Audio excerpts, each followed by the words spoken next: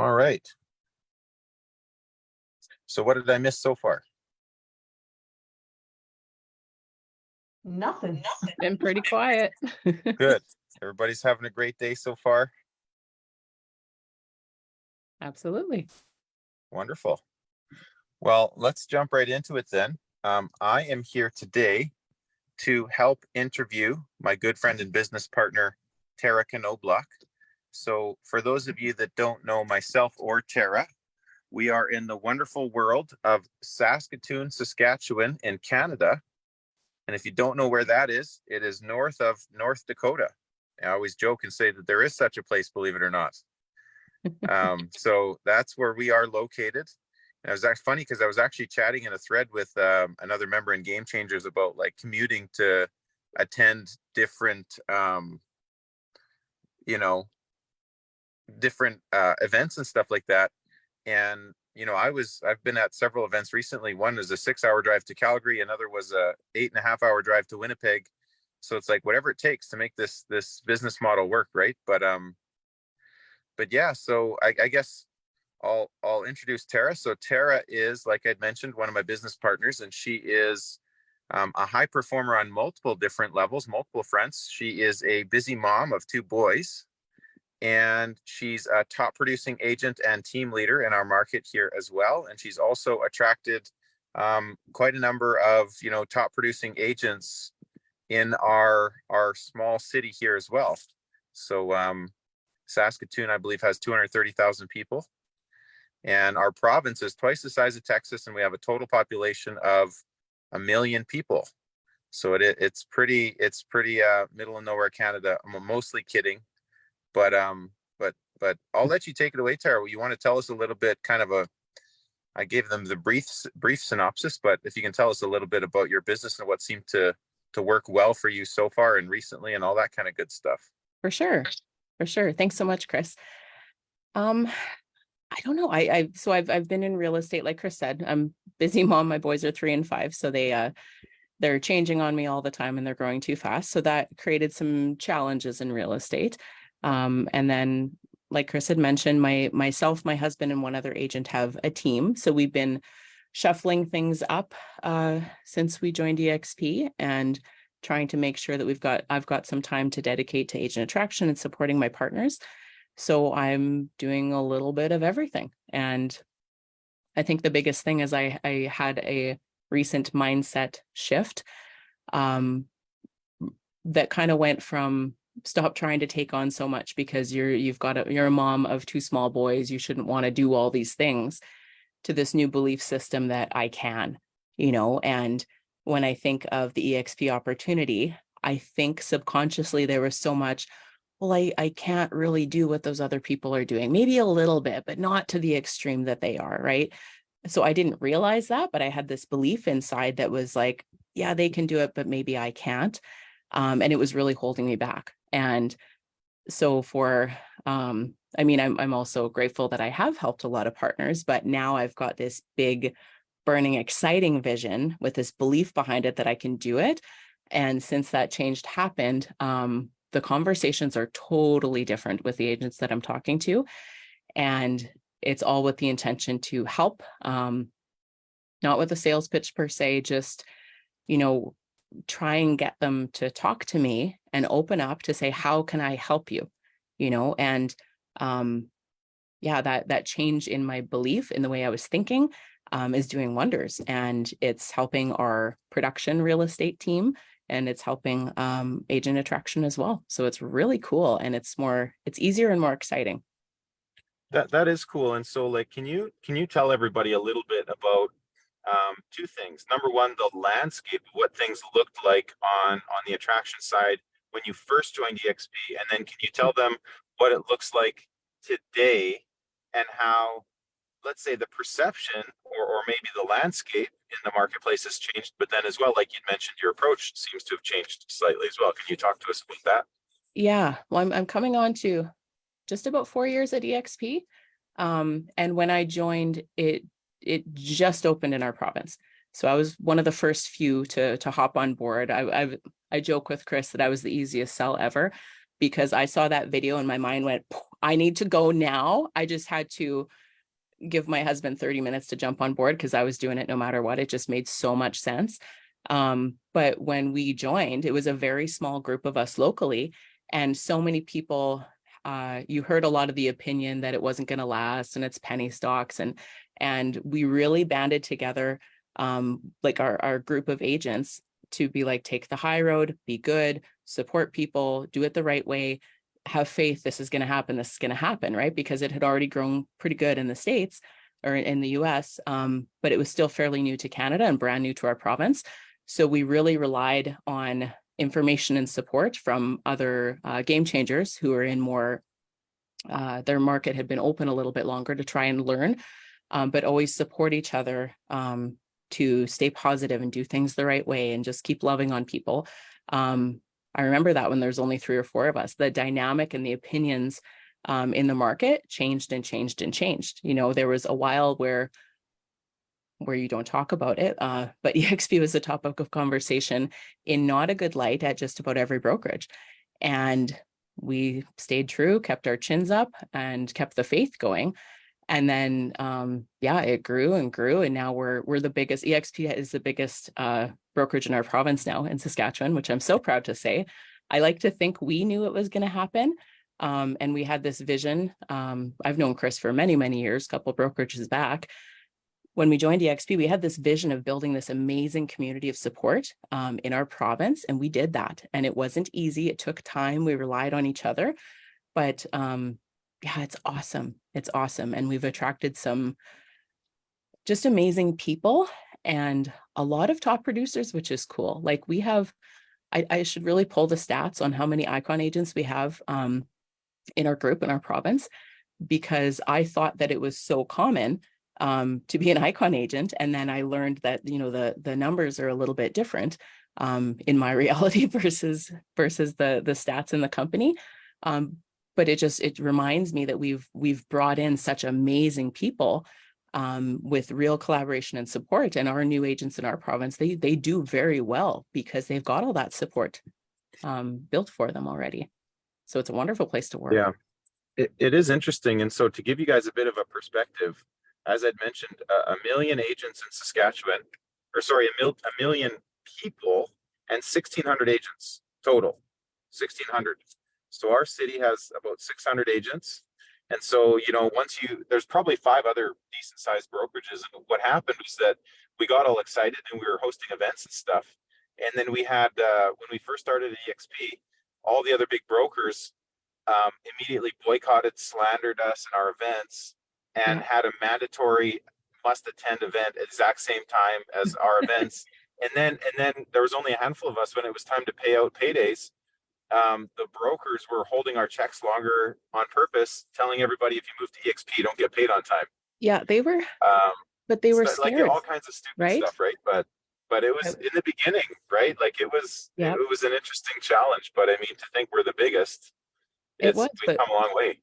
Well, and we got through it. And I honestly, if I would have been doing it alone and didn't have my support group, I don't know where my mindset would be at. It was tricky, but we held the faith and we supported each other. And it's like, you know, I heard this, I heard that. Well, don't focus on it, you know, just keep trying to find people to help. And I know that in the beginning, in the first 2 years, I was very narrow-minded for the people that I could help, just meaning like geographically, you know, I wanted to build this bubble in our community.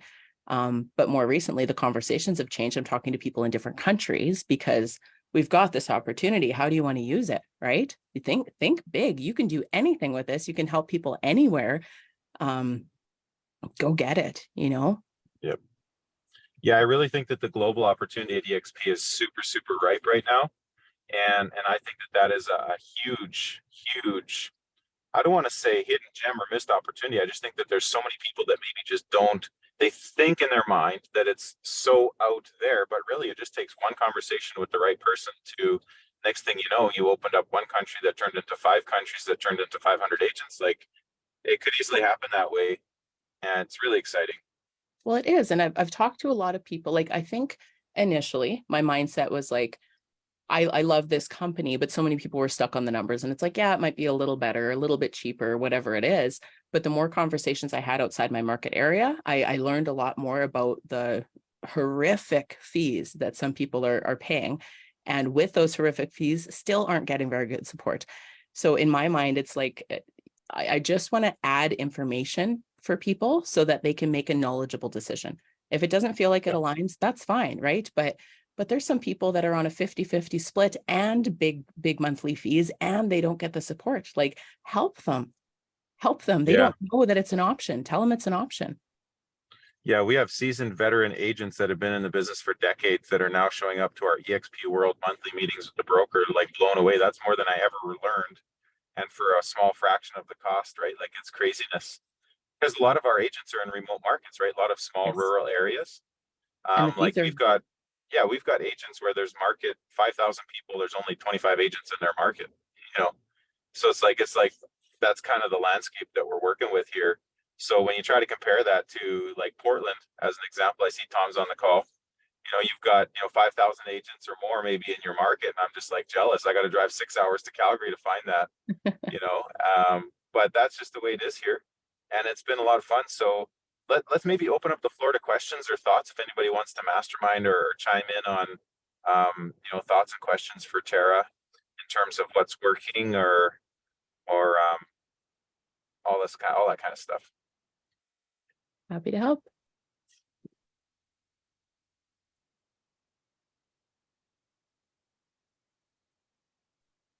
Hi, Tara. I've got a question for you. Sure. Are you, how are you attracting, are you prospecting agents? Are you, what's your mindset on, calling 2 a day or 5 a day, or what's your mindset on that, and how you doing it?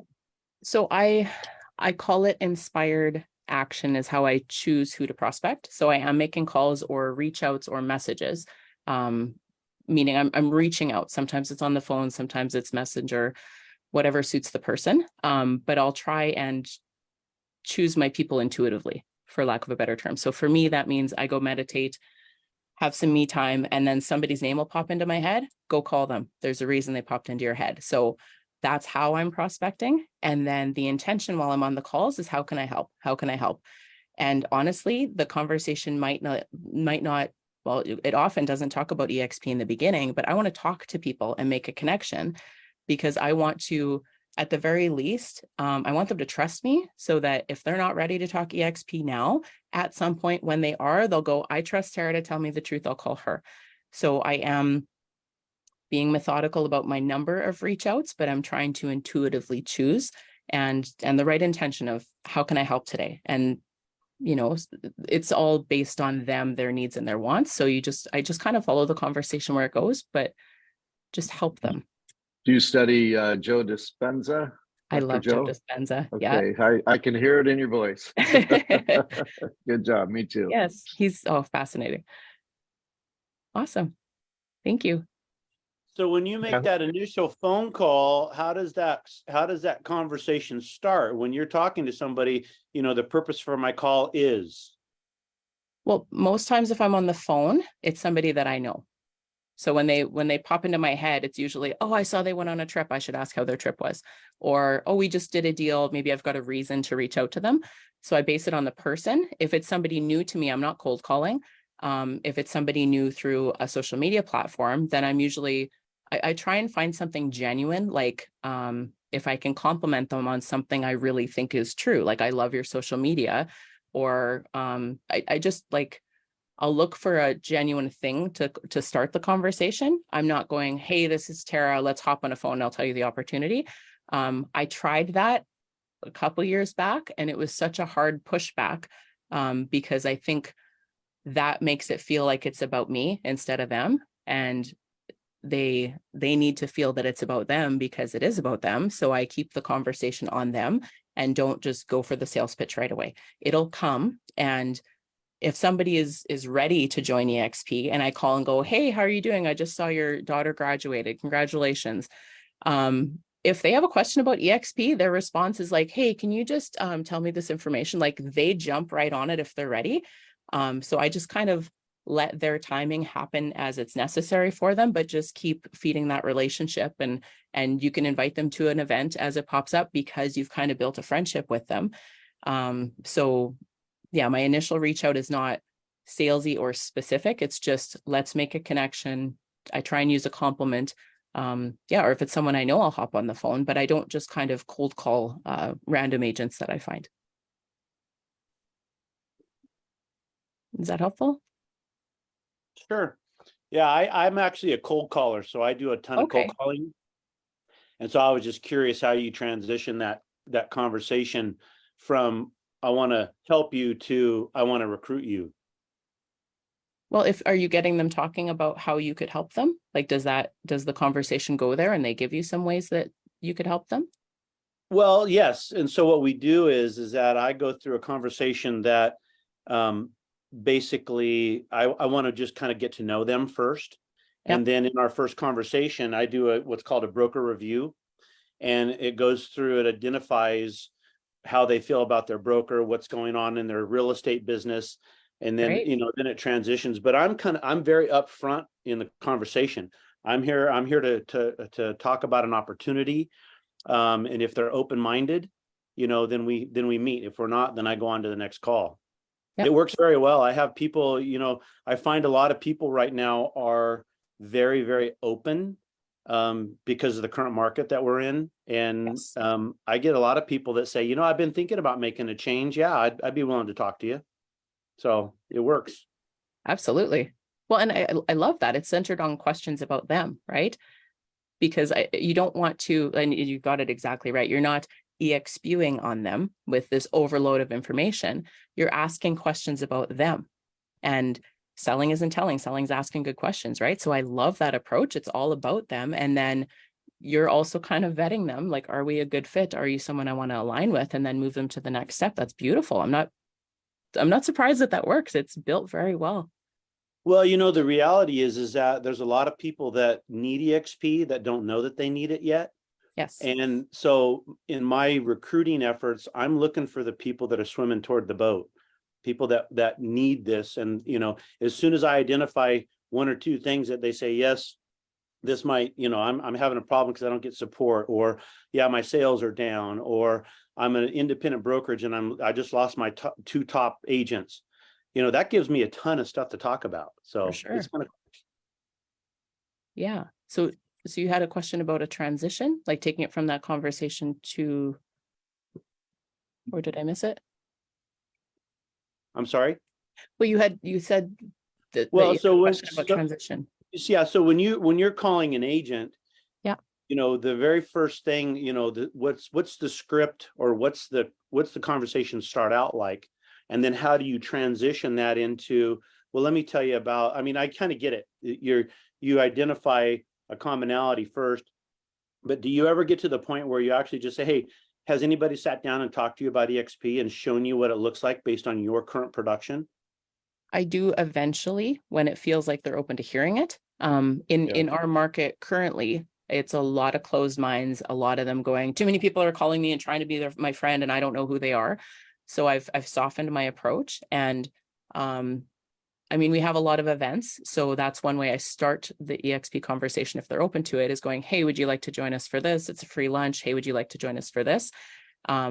With the intention eventually to do some sort of if I would you statement. If I were to carve out some time, would you be interested to hear how it could help you? That's kind of my latest if I would you, which I learned if I would you from Chris. Thank you for that. But I don't worry about when I convert them to a call. It always starts out the same, but when it feels like they're open to actually hearing more, then that's when I, would you like to hop on a call, grab a coffee? Let me show you how it would help you specifically, because it's different for everybody.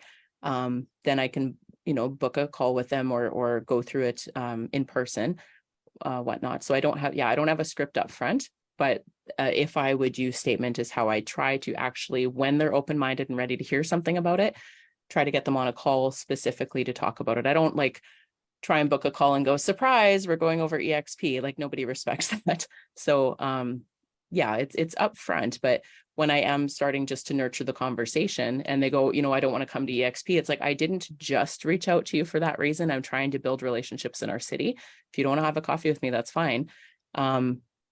Just to soften the blow, because nobody wants to be force sold on anything.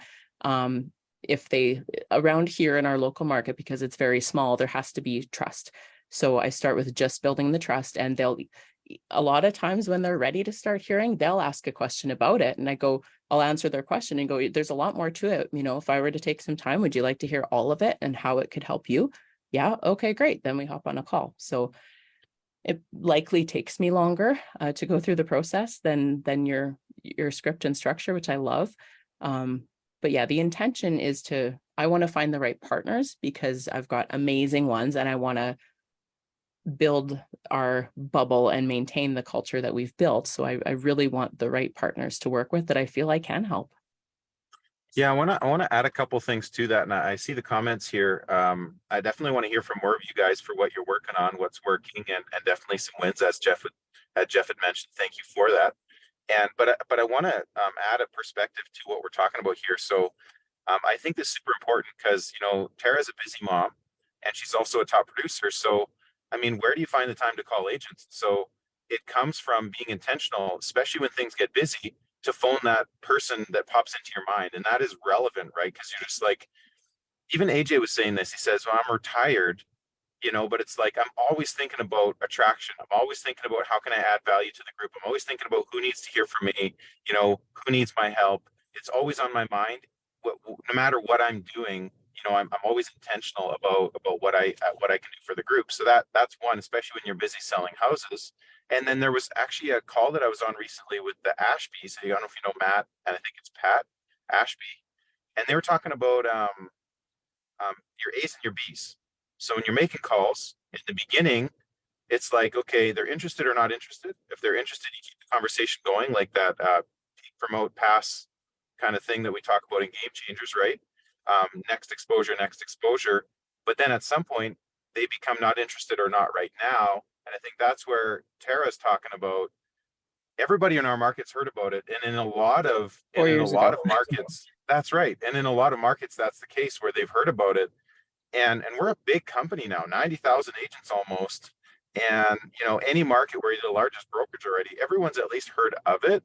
So I find that that's where I was kind of getting to, that it's a different landscape and a different approach now than it was 4 years ago. And so you definitely need to sort through the people to find out who's interested now. But some of your biggest attractors, like look at John Mikesh, perfect example, not interested. John Mikesh was not interested, remember guys. And all of a sudden it was AJ keeping in touch with the non-interested till eventually the time was right. And that's where, building the relationships long-term makes a big difference for some of your biggest players are going to be those types of conversations. But yeah, let's open up to the floor. If anyone wants to share a win, or if anyone wants to share, a strategy or what's working for them in their market and all that kind of good stuff, and we'll mastermind around that. Hey, Chris, I want to welcome Stacy. Stacy's in the North Shore, Louisiana. She just joined our team, and so excited to have her here on the training with us as well. Wonderful. Welcome. Excellent. Yeah, who else has a win to share? That's a big deal.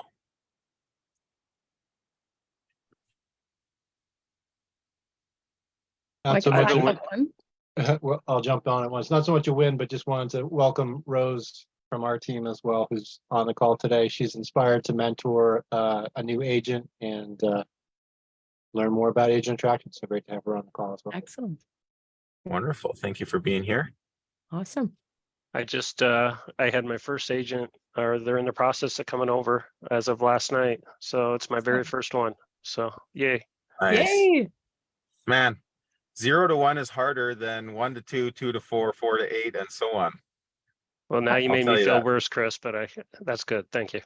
No, that's a good Just thing. keep going. That's a good thing. The first Starts with one, one. the first one is the most challenging. Getting to 5 and 25, getting to 1 is the first. Is the thing. Yeah. Who else Yep. has? I've got one. Sure. I reached out to my first, I'll say, potential recruit out of country. He's actually in Mexico. I've already made a connection with him, but I said, would you be interested to hear how EXP could help you? He said yes. I presented the model to him. And later today, we've got a call with onboarding to see if he's ready to do this right now or if he's going to wait a little bit. So that was my first, not stick to Saskatchewan, Canada. Let's expand the horizon. So yeah, we'll see. So he's not here yet, but definitely big progress compared to me 6 months ago. And you'd mentioned he's the first in his city. Yes. In a large city, no EXP agents. I'm like, do you know the potential? This is amazing. This conversation was supposed to happen. I'm excited for him. Very cool. We asked, somebody asked, what presentation did you use for that conversation? I Googled the Mexico slide deck from EXP and then just went through that with him so that it was relative to his market. And then he said, well, I want to speak to a broker and an agent that work there. I'm like, of course, you want to make your decision with eyes open. But he understands the model and the community and the collaboration. So he just wants to talk to somebody who's living it, which it's like, of course. So yeah, just I tried to find it within workplace, within EXP world. But I literally Googled EXP Mexico. If you scroll down, there's a slide deck. It was very crazy. cool. Yeah. Hey, Very Chris, cool. I got one. Yeah. Attracted 6 in the past month. And Great. they're all Nice. top Personally? agents. Frontline? Personally. Holy Amazing. smokes. Tom. Just, well, been doing this for what, 3.5 years, and now it's everything's starting to finally click. So That's bingo. Nice work, I'm buddy. super excited. Thank you. Nice. That's incredible. Yep. Amazing. Amazing. Yeah. Who else has got some fire?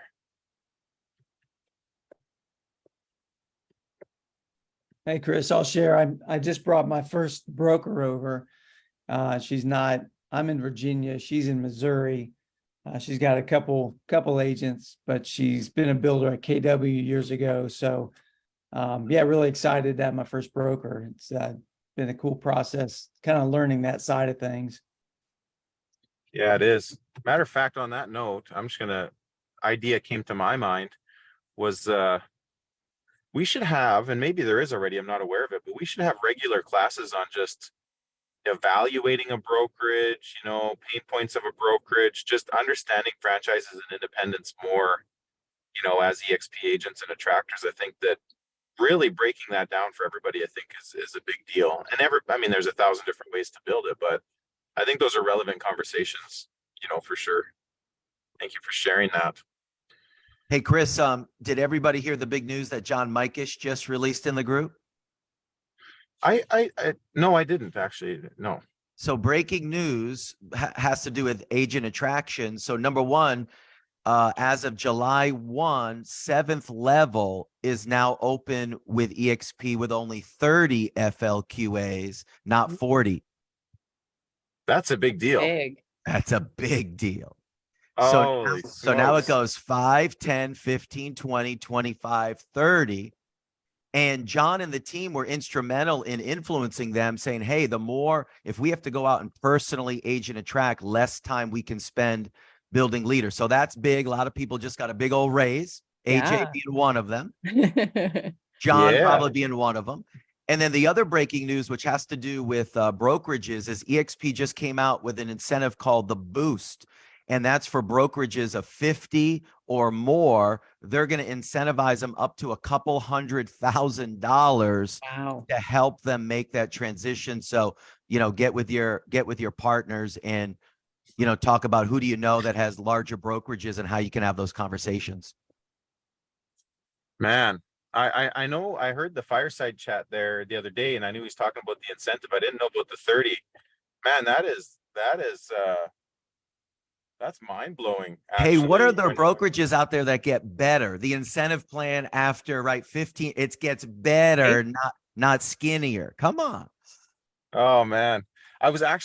It's funny, I was nerding out on that spreadsheet for like how many agents and what's the total group versus. So actually I can share a little bit, a couple wins and then a takeaway from that, going through that top attractors list. And so my win is that rev share last couple months is at an all-time high. So nice personal records. That's a great thing. It's not me. It's a group. They make me look good. But I was looking at. I wanted to figure out what the median and what the average was for frontline qualifying agent versus total group. And there was a big difference between the median and the average. Meaning, when there's some mega, you bring in a monster and you only have 5 frontline qualifying agents, that throws off the averages, right? But with the median is the most common. And I found that the median matched the average, which means that the most predictable result was when you get to 25 frontline qualifying agents between 25 and 29, it was at like 1,900 to 1,100 total group between the average and the median. So you think about that, you're like, just get to 25. AJ's been telling us that forever, right? Just get to 25 frontline qualifying agents and bring in quality people. And you're like, your life will change forever. Tom just brought in 6. What's that going to do to your life over the next year and a half, 2 years? Like, holy crow, man, that's a big deal. So that's my share. And just going after top agents too. Wonderful. Yeah, who else has got some love it. share? Thanks for that, Jeff. That's a big deal. Wow. Company just keeps getting better. Which makes sense. We're the age, like it's all for us, right? But they prove it over and over and over. They make it better all the time. It's unreal. Yeah, you'll see there's other models that are starting to try to copy a little bit with, with tiers like LPD, LPT and real. The things that are big about that is some of the like LPT, only the agents and the founders only own 3% of the stock. 97% of that is owned by investors, which then they don't become agent centric. And so things like this showing that our leaders and being agent owned, this thing's getting better and better for the agents, for us. So that's huge when you're talking to companies like that. Absolutely. Yeah, that's a big deal. And again, my mindset on that is, with these other models coming out, it proves, number one, that what we're doing is working. It brings more awareness to the fact that this type of model works. But it's just, when you compare, it's not apples to apples. Like, it's really not. And it's more than just the compensation. It's the culture. It's the people. It's a big deal. Well, and it's built specifically on purpose to inspire teamwork. I feel like all the other, we have the disruptive technology. That's a big one for me, that everybody else can go cloud-based, but we have Verbella. That's a big difference. But number 2 is when you look at the rev share and the compensation, it's built to inspire teamwork, which is part of our core value. It was done the right way, in my opinion. So of course we help each other here. We're not cutthroat trying to compete. We help each other. It's built right in with the compensation, with the rules, with the culture. I love it. There's a couple other things I want to share on the revenue share piece. 2 things people often forget about. Number 1 is the expansion share, which is that let's pretend that you recruited, a monster. Let's say you recruited somebody like AJ, but you didn't bring in any more people after that, right? And AJ doesn't even sell a house, so he's not even a qualifying agent. Well, you still, with the expansion share, you still get a small piece of all of it. So you might not be making multiple 7 figures, but you'd still be making 6 figures, probably multiple 6 figures. Could you imagine working for a company where you brought in a monster who basically built almost half the company, or a good percentage of the company? You don't get nothing for it. that would be a little disheartening. So that's the cool thing about EXP people forget about. And then one more thing is the 50-50 initiative, which is essentially like, if you guys are all earning rev share, you guys notice how you're almost ready to get paid and then boom, it boosts up? That's because Glenn said, if we make more money through mortgage and coaching and success and all this, I'm going to pay you half the revenue on that too. We're going to top you up. So I'm like, people forget about that. It's like that. Holy smokes. Like, that's a big bingo, like, wow. Yeah. Terry, you were going to say. I completely forget what I was going to say, so it doesn't matter. Oh, okay. Sorry. Yeah. No, but that's a big deal. That is a big It's differentiator. huge. Yeah. It's huge. Nicola, on which part are you referring?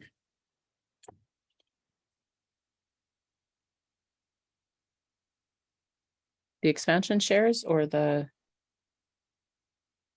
Oh yeah. So Jeff was saying it's 30 FLQA now, 30 frontline qualifying agents for tier 7, which is amazing. So that's a big deal. Cause I was already worried about, like, cause I remember AJ, I don't know if he wants me sharing, but like, well, I think we all know, once you get to a certain size, level 6 and 7 account for like 50% of your revenue share. And so like, that means that 25% of your total gross revenue is based on level 7. And it's like a daunting task to get there. And he just made it like 10 times easier to get there. Yeah. And Chris, like that company out there called Real, who has a multi-tier, so they don't have a level 6 or 7. Oh, Correct. And so if you ever talk to anybody in that, now that you just shared that stat, as you build over time, those are going to be your wealth for your kids and your children. And not to have those two levels is a huge, huge thing. Well, not, Yeah. sorry, I remember what I was going to say. I can't remember which other cloud-based it is, but you have to make a choice between production and attraction. Yeah, How that's does that LP. make it doable? Yeah. How, like, to me, that handcuffs the agent. I wouldn't be able to get into attraction, or because to some degree I've stepped back a little bit from production and let my team take care of it so I can focus more on attraction. How do you do the transition? You know, how do you keep, you know, being a producing agent and start to get into attraction? If you've got to pick and choose, you've got to shut one off. To me, that handcuffs opportunities, not builds on it. For sure. Yep. You Yeah. choose like the 80-20 split, or you can have revenue share. Yeah. If you want to do 100% commission, you can't make any revenue share. Yeah. Which benefits the company, but not the agent. Exactly. Yeah. Yeah. Yeah, I will say, here's one thing. I find that if you're ever talking to somebody who's like looking at different models, you know, the copycats and stuff, what I find is like, man, you guys ever talk to a Remax agent? They don't even know what they pay. They don't even understand their own monthly bill, and it's straightforward compared to our model, right? So like, part of the challenge is explaining our model, but then when you have to, you know, understand and explain ours and compare it to another, I just find that like that's where the trust comes into play, because you need to have a relationship where they're open enough to hearing it, but then they need to trust what you're saying too. Yeah. Because here's another example, versus one of the competitors being profitable. I'm not going to mention names, but you guys know who I'm talking about. They're not profitable. And people say, well, EXP wasn't profitable before.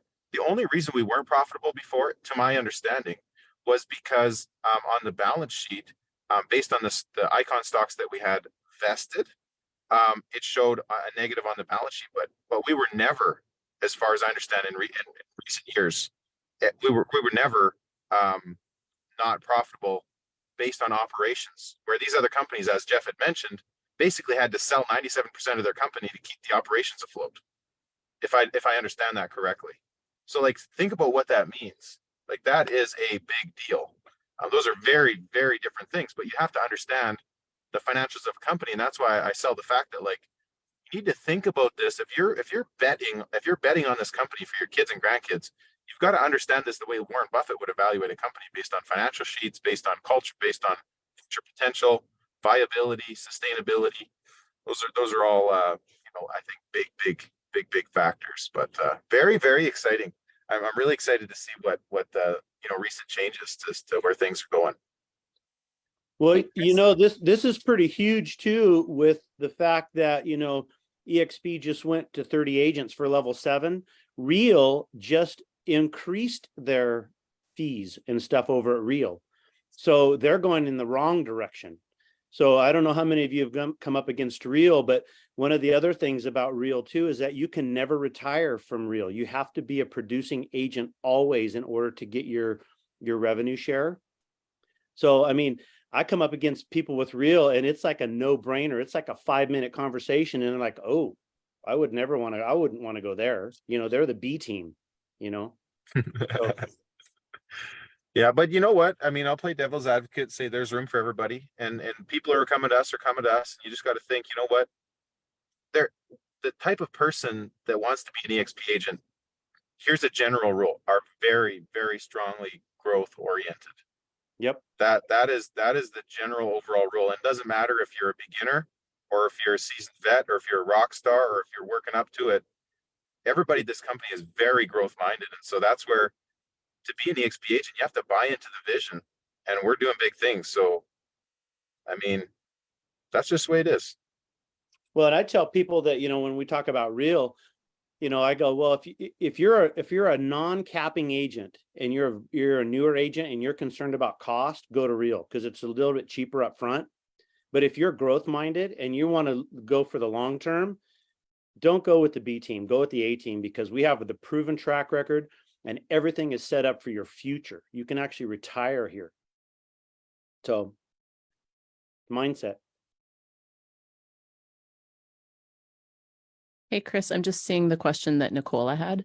She wanted to know more. You were talking about mortgage and coaching, so which I think was success affecting the stock prices. That's what she wanted to hear Stock more about. price. Yeah, the stock price recently, if I understand correctly, was we part of what Glenn had announced at that fireside chat recently was that we are now on the S&P 600, and because of that, Wall Street really liked that, and that's I think why part of the reason why our stock bumped up. But It immediately increased after that announcement, like hours. I was watching it go up. oh, mortgage and coaching, yeah. So what I will say on this mortgage and coaching, I will just say, if you haven't been to a big EXP event, do anything that you need to get there. Like if you got to drive there, and like I come home from those events thinking like, man. So when I first learned out about EXP, it was about a year and a half before that Tara and I partnered together because I was sitting at the sidelines waiting for it to enter Saskatchewan, middle of nowhere, Saskatchewan. And when I first talked to AJ, we were 2,700 agents or something. So I've seen what EXP has done in North America. And when I went to the last EXP event, I found out that EXP Global is only 5% of our company. So think about that. Like, I don't know what the number, what's 5% of 89,000? Can anybody do quick math on that? If it was 100, it would be 5,000 agents, right? So like, think about that. Just, just look at that. You know, that was 2017 when I talked to AJ, 18, 19, 20, 21, 22, 23. Well, I guess that's 6 years, 5, 6 years. So global is at the same stage that EXP was, and look what's happened. Like, man, craziness. But yes, definitely. If you guys are anywhere close to Texas, or if you can make a flight out to Texas, get out to Build 2023. Thank you for sharing the link, Jeff. It's a big deal. Get to the next big event. And here's my caveat to that. If you can't make it to a big event, find the next closest big EXP influencer to where you live and collaborate and partner with them and bring the event to you. If you can get 150 to 250 agents together somewhere, you can get any big speaker and EXP influencer to come and talk at your event. Like Glenn Sanford just flew to Winnipeg. Like, you guys don't know where Winnipeg is, right? What I'm saying? Like, it's our neighbor, middle of nowhere, Canada, right next door. So I'm saying it's a big deal. And if you can get 50 to 100 people at an event, you can still get some big speakers, from the local business community or whatnot too. But did you have a question, Tom, or Yeah, I do. So maybe either you, Chris, or Tara, how do you guys, or what's your mindset on, I know you want to build your front line, but you also want your organization to grow too. I've seen a few people have like maybe 20 or 30 frontline, but not very many in their organization. Is that based on they haven't found that 25th or, the general as they call them, or how are you guys building your organization by focusing on your frontline, or do you? I'll let Tara answer that, and then I can chime in my 2 cents. So I feel like my frontline, those are the people that personally chose me, right? So I'm very responsible to them. If anything, I work for them, right? So I want to reach out often, support them often, do what I can, because I want to teach them to also treat their frontline that way. But then I also try and look at my whole organization because I'm not that big yet. I'm 26 people. I want to keep an eye, make sure that is transitioning or flowing downhill, right? Like if I love on my people, they will love on their people, but I also like to touch base with other people. So I feel like my level 1, level 2 is the majority of my attention in supporting them with the intention to teach them to do the same thing.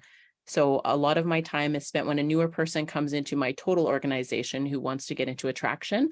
I'll dedicate some time to teaching them, guiding them, to support them, and then they'll kind of fly on their own. So first 2 layers is my biggest focus. Love on them. Hopefully they learn to love on the next people. Yeah, and then I'm gonna add to that the textbook answer.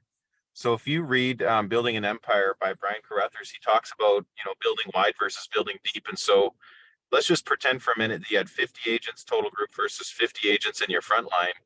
And let's say if you have 50 total group, you have 3 to 5 agents that are each making $3,000 a month. They're full-time locked and loaded, supporting the rest of your group, versus 50 frontline all begging for instant immediate response from you. Sort of a loose cog because they're not locked in. And he says that a recruit is not a recruit until you get them a recruit. if that makes sense. And so for me, I think of it as a recruit is not a recruit until they get a recruit or until they become an icon because they have $16,000 worth of vested stock. So I'm like, I got to get them to icon or help them get a recruit. So plus I'd mentioned, right, there's only 600 agents in our market. And it's very political because this person doesn't like that person and this person don't talk to them, whatever.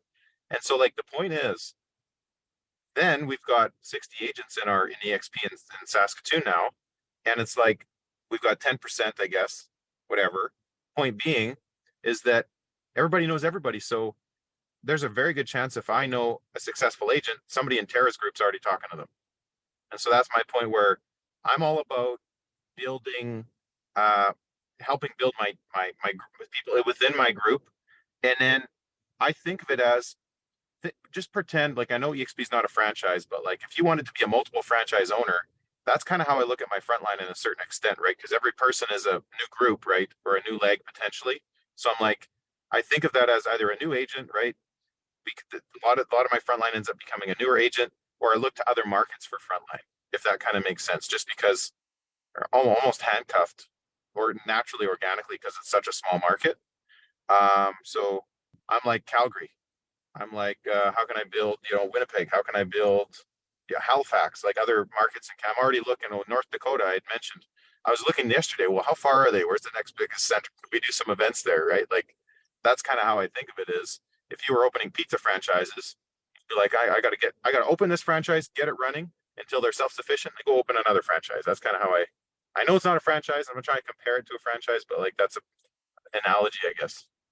Yeah, because I remember seemed like 1 year ago you're only at about 25 or 30 agents. Now you're what, about 125, Chris? Yeah, I'm at about In a- in a- 140, 143, something like that. But the thing is that there's attrition, right? Because naturally with the market right now, there's some newer agents that were kind of part-time that are dropping out. I think that everybody's feeling that, but that's just that's natural. If you look at the NAR stats right now, the new agents dropping out of the business has plummeted since interest rate hikes. So that part of that's natural. But outside of that, yeah, I mean, we're still growing. We're having fun. We're making it happen because of great partners like Tara. It makes us look good. Yeah, Thanks yeah, for that, Chris. yeah. So yeah, who else has maybe a win to share or kind of an exciting new finding or new thought outside of get to build? I have a question. I could use some advice. Yeah. I have an agent who I'm acquainted with, pretty well acquainted with, but I just started talking with her about EXP, and earlier this week we did a Zoom together and I shared Brent's video. I played it with her on Zoom and she asked a lot of great questions, and she's leaving for Brazil next week for 3 weeks. So she doesn't, I don't want to put any kind of pressure on her, but I was curious, like what is the best tactic to follow up with someone who is kind of like going to be out of the country? What market are you in? I'm in Charlotte, North Carolina. When's the next big event in Charlotte? Not until the fall. Kathy, get that person on a three-way call with someone in your upline. Should I push for that before she leaves? Yep. I'd get it done tomorrow. I think of it as a listing Yeah. appointment, right? An appointment from an appointment. She's motivated, Mhm. she's interested, get that next thing booked. Yeah, and that's definitely what I failed to do, to make that appointment. Yeah. So Send her next the 9-minute exposure. video. Yeah. The easy way is next exposure. But the reason why, even if you do a three-way call and she's ready to join, and then she leaves for 3 weeks and she cools off, the reason why I say the next big event is that if that's what you're focused on, like here's my thing. I would rather, if it's a successful agent or a friend, productive agent, I would rather have them come with me to a big event, not as an EXP agent, than join me as an EXP agent and never go to a big event. Does that make sense what I'm saying? Mm-hmm. Yeah. I would rather have them not join EXP and come with me as a non-EXP agent to a big event than to have them join me at EXP and not come. Why? Because they Because won't expand their thoughts, yeah, right? They won't yeah, learn. yeah, because when you like, this is again simplified analogy, but when they join you, they become an employee. When they come to the big event, they become a franchise for you. Again, I don't like using the franchise. I know it's not a franchise, but it's an analogy. But you understand what I'm saying, right? Yeah. When they come as one agent, they leave as 25 agents. Like Tara, you go to big events, right? Right? It's like you have to. Got to be there. Well, plus they're super fun. Like you learn a lot and you network, but they're like EXP, one of our values, fun. They're fun events compared to anything I've been before real estate related. They're worth it. And guys, we are farther from these places than you guys, most of you.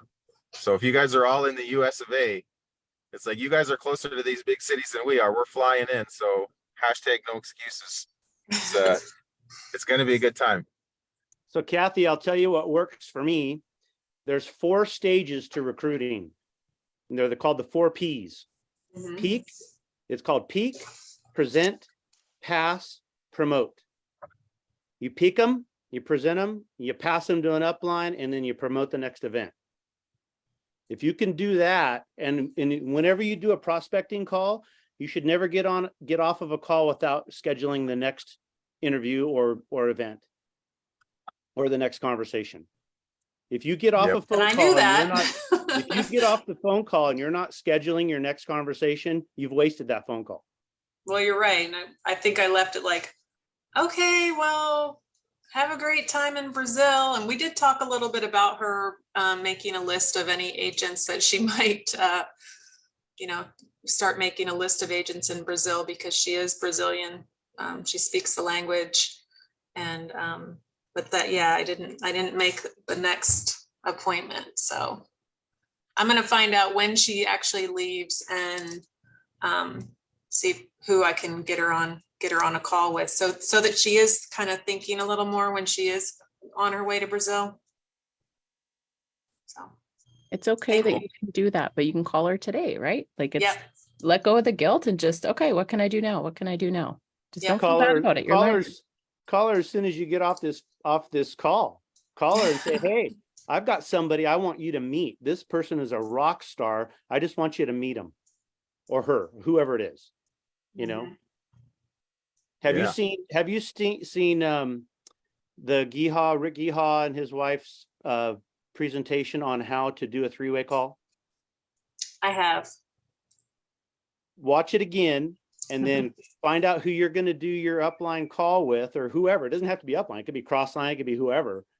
And then call your prospect back and say, hey, I want you to meet this person and do it today. I would say too, if you're in Charlotte, I know that Charlotte is a very strong market. And your prospect is also in Charlotte? Yes. Yeah, like you're such a strong market for EXP in Charlotte. I'm like, yes, do a 3-way call, but also to make it tangible and in person, which I think has high impact too. Get them to some kind of a function where there's other EXP agents that can brag about how great EXP is. That's maybe not formal presentation type style of event, like a social and I mean, there might not be a big event till fall, but you could do a pop-up social, pop-up mixer. You could do a pop-up, panel type event, like quite easily in Charlotte because there's so many successful agents there at EXP. All right. Thanks, guys. Yeah. Cool. Well, we're coming up on an hour. So if anyone else has any anything exciting to share, or if Tara, if you want to close us out with some nuggets and some knowledge and wisdom for the rest of us. I don't know what to share. I just want to help anybody. I'm obsessed with mindset. And it's like, if you aren't jumping off the opportunity, or if you're hesitating, or if you don't believe that you can do it, you just got to look inside, wherever you believe your mind is. It's just inside. There's a little block. It could just pull the cuffs right off. For me, I'm obsessed. It's everything is mindset. So if you're hesitating, struggling, not achieving everything that you want to achieve, just look into your mindset. It can be the missing piece that just helps you explode. Yeah. Guys, quick question if you don't mind wrapping up on one. We've been running into a lot more people saying like, hey, I'm into EXP. I want to come. Now I'm deciding between 2 or 3 organizations. Like, what does your organization provide? Right. And like, so I guess it's kind of amped it up a little bit in terms of how much energy, time, effort, mindset are you putting into, well, because I'm your sponsor, you're going to get this, and I'm going to promise you that. And like, I mean, we're a very local market too, where it's almost like we're doing like a hybrid. We do meet in person, hey, we do meet monthly masterminds. Like, I'm really building a value stack that I'm proud of, but it's like a whole nother job, it's like, how much do you really put into like, hey, let EXP do the talking and the values there and come on these calls and the values there versus like, you've got to go now create a whole new value prop to them personally that like, hey, you're joining me and you're getting all these extra benefits. Can I grab that one? And I know AJ and John, they're going to say, well, here's why Game Changers is great. But here's my best answer to that is like, okay, because you might even be competing with another Game Changers agent. You never know. It could be somebody in your sideline. But my point in saying this is that, first of all, it's a relationship. That's where, back to what Tara's talking about, building that relationship and that trust on a personal level. And then from there, I think it's a matter of what's important to them. Because if they're talking to 3 agents and you're the one person that's talking more into, you understand their business more, you understand what they want and what they need, and you're offering it to them almost already. I think it's a natural transition. That's my 2 cents. Simple. Maybe I can add to that a little bit too.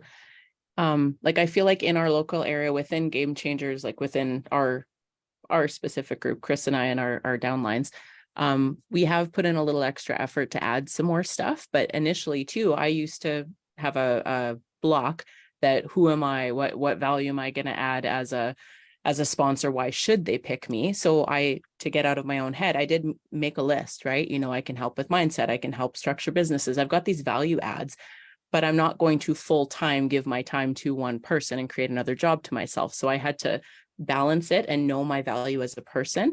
But like Chris said, the way I do it, I'm building a relationship.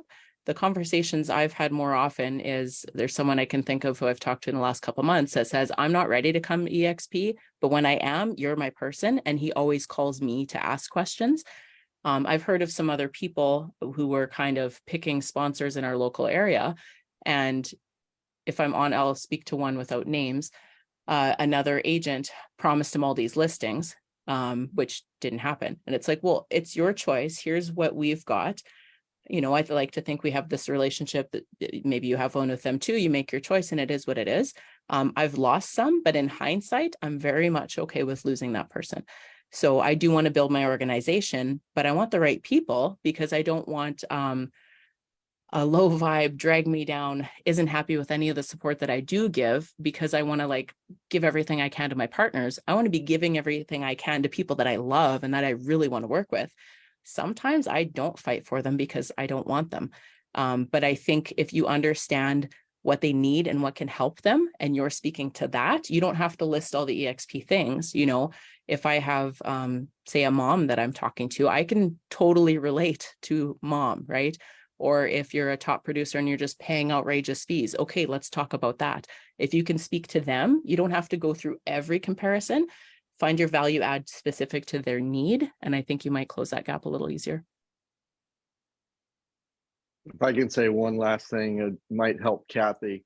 And Tara said this before, use your intuition, okay? Mastermind on it, meditate on it. And those answers will come to you of what you think that they should need next. So if you heard a million answers on, oh, do this videos and 3-way calls, meditate on it and it will come to you. Oh yeah, that's the perfect thing that I can do. And you'll find that these people will be attracted to you then, instead of you saying, oh, maybe I'll get them this way or this way. And that's how I've been able to really just totally switched this around for me. So thanks, Tara. That's Yeah. exactly true. Use your intuition and it will come to you. Yeah, Thank you. Darren, we're up on appreciate it. time. I got a few minutes to stick around, but just to respect everybody, Darren, what do you got for us, buddy? So two things. So value proposition, what's your value proposition? That was the question, right? So what I did was I hired a KV Core coach and I mastered KV Core so that I could actually be a KV Core coach. So when I bring somebody on, I tell them I'm going to help them learn how to do marketing through KV Core, social media, all that stuff, right? So I'm going to be intimately involved with them, helping them find leads, doing production, and navigating the KV Core system. So I learned that as a skill set, right? The second thing that I do is I do what's called tap rooting. Tap rooting is where you go and you actually actively recruit for the people that you recruit. Like you talked about, you're not a recruit till you get a recruit. I will actually recruit for them. They give me a list of their names. So if they don't want to make the phone calls, they don't know how to do the presentation, they don't know how to do the three-way calls, all that stuff, I will actually do it for them. Give me the list. I will make the phone call on their behalf and I will tap root for them and put those agents in underneath them. Nobody else in EXP is even really talking about that, actively recruiting for their recruits. And that's one of the values that I give to the people that I bring on is I'm going to actively recruit for them and help train their agents. So Love two it. value props. That's a big deal. Yep. And by the way, I'll speak to that before we wrap too. There's 130 EXP agents in Saskatchewan, and I'm inviting everybody to come to this event, and I could broadcast to the 1,600 agents to invite to an in-person event we got coming up, but I'm like, it's going to be a lot more powerful and organic if I just tell everybody to bring a friend. Everybody brings one. Hey, that's it. Exactly what you're talking about. How about this? For those of you guys that have, man, what if everybody in your group just got one? Just one more. Bam, you're doubled. Like, yes, please. Well, and Duplication. it's like Darren said, you can help them do it, right? Like I had a brand new agent. She struggles with technology. Cool. But she knows a lot of people and she goes, I want to call all these people, but I don't know what to say. I'm like, so hop on a call with them and use me. You know, I feel like part of my value is that I'm interested in attraction. I'm interested in the company. So let's learn some of those details. So she doesn't do the presentation with herself and her person. It's a three-way. So I present the model to her and to her person. Now she's learned to do it. She's on her own, but I help them learn to present that first step.